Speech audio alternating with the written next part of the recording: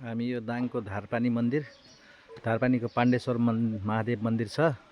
त्यसको माथि यहाँ चाहिँ नेपालको सबभन्दा अग्लो त्रिशूल छ।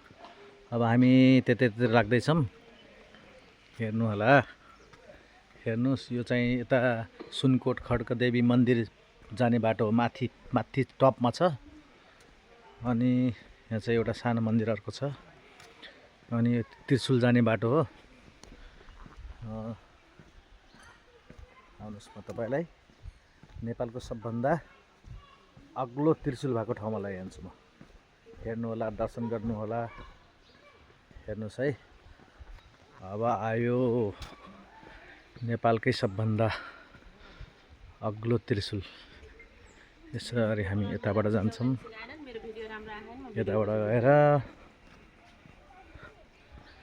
सर यहाँ नेपालको सबभन्दा अग्लो त्रिशूल। आउनुहोस्, म हजुरहरूलाई परिक्रमा गराउँछु। यो त्रिशूलको दर्शन गर्नुहोस्।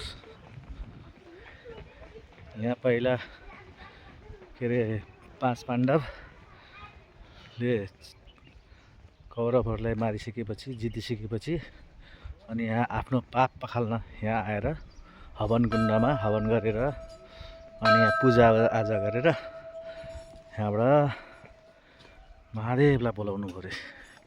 अनि महादेव प्रकट हुनुभयो। यहाँबाट यसरी अनि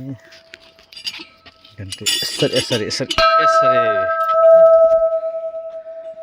हेर्नुहोस्,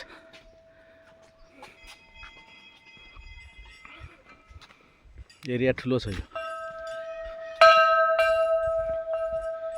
हेर्नुहोस्, एकदम ठुलो छ यो एरिया।